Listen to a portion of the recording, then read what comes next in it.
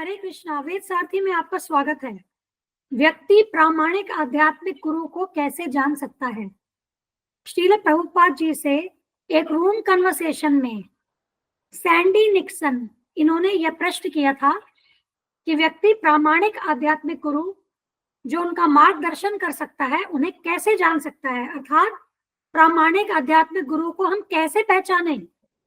श्रील प्रभुपाद इसके उत्तर में कहते हैं, प्रामाणिक आध्यात्मिक गुरु वह है जो यह दो बातें सिखाते हैं। पहला, भगवान को कैसे जाने, और दूसरा, भगवान से कैसे प्रेम करें। अन्यथा बाकी सब जो स्वयं को गुरु बता रहे हैं परंतु ये दो बातें नहीं सिखा रहे, वे फर्जी हैं, धोखेबाज हैं। कभी कभी वे गुमराह करते हैं कि मैं भगवान हूं, और बेचारे लोग वे यह नहीं जान पाते कि भगवान कौन है। और ऐसे लोगों को जो स्वयं को भगवान बताते हैं उनको श्रील प्रभुपाद रास्कल कह करके संबोधित कर रहे हैं, अर्थात दुष्ट।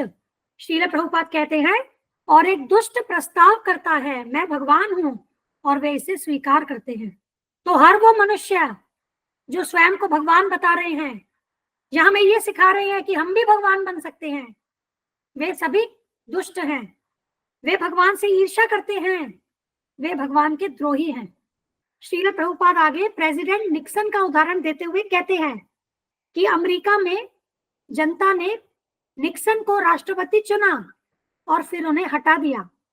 मतलब वे नहीं जान पाए कि वास्तव में प्रामाणिक राष्ट्रपति कौन है, किसे चुना जाए।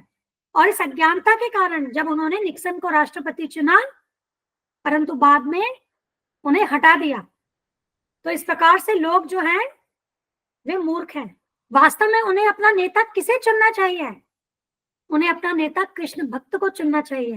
पहले जो भी राजा होते थे वे राज ऋषि होते थे, वे भगवान श्री कृष्ण के शुद्ध भक्त होते थे, और उनके राज्य में सभी जीव संतुष्ट रहते थे, बिना किसी भय के रहते थे, उनकी सारी आवश्यकताएं पूर्ण होती थी।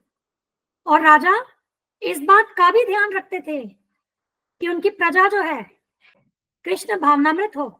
परंतु आज लोग यह ही नहीं जानते कि उन्हें किसे अपना नेता चुनना चाहिए, और फिर वे किसी गलत इंसान को नेता चुन करके बाद में असंतुष्ट हो जाते हैं और दुखी रहते हैं।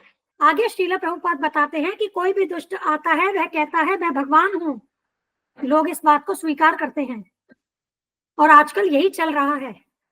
इसीलिए श्रील प्रभुपाद कहते हैं कि भगवान कौन है और उनसे कैसे प्रेम करें, यह समझने के लिए व्यक्ति को गंभीर छात्र बनना होगा। यही धर्म है, अन्यथा केवल समय की बर्बादी है। श्रील प्रभुपाद कृष्ण भावनामृत आंदोलन के संदर्भ में कहते हैं कि यही दूसरों में और कृष्ण भावनामृत आंदोलन के बीच अंतर है। कृष्ण भावनामृत आंदोलन भगवान श्री कृष्ण को, जो कि पूर्ण पुरुषोत्तम भगवान है, उन्हें जानने के विज्ञान को विश्व भर में प्रस्तुत कर रहा है। और यह किस पर आधारित है? भगवद गीता और श्रीमद् भागवतम के ज्ञान पर, जो प्रामाणिक अर्थात अधिकृत पुस्तकें हैं। और श्रील प्रभुपाद कहते हैं कि यही एकमात्र संस्था है जो सिखा सकती है कि भगवान को कैसे जाने और उनसे कैसे प्रेम करें। बस यही दो बातें हमें जाननी होगी। आगे श्रील प्रभुपाद कहते हैं कि भगवान से हमारी जरूरतें मांगना यह हमारा कार्य नहीं है। जैसे कि हम क्रिश्चियनिटी में देखते हैं, ईसाई धर्म, वे भगवान से प्रे करते हैं, उनसे प्रार्थना करते हैं, O God give me my daily bread. परंतु कृष्ण भावनामृत हमें क्या सिखाता है? कृष्ण भावनामृत निष्काम रूप से भगवान से प्रेम करना सिखाता है, बदले में भगवान से बिना कुछ मांगे उनसे प्रेम करना सिखाता है। श्रील प्रभुपाद कहते हैं कि भगवान से हमारी जरूरतें मांगना हमारा कार्य नहीं है। हम जानते हैं कि भगवान हर किसी की जरूरतें पूरी करते हैं, यहाँ तक कि उनकी भी जिनका कोई धर्म नहीं है, जैसे कि जानवर। यहाँ बिल्ली और कुत्ते का उदाहरण दे करके श्रील प्रभुपाद कहते हैं कि बिल्ली और कुत्ते धर्म का पालन नहीं करते, वे नहीं जानते कि धर्म क्या है, परंतु क्या भगवान उनकी जरूरतें पूरी नहीं कर रहे?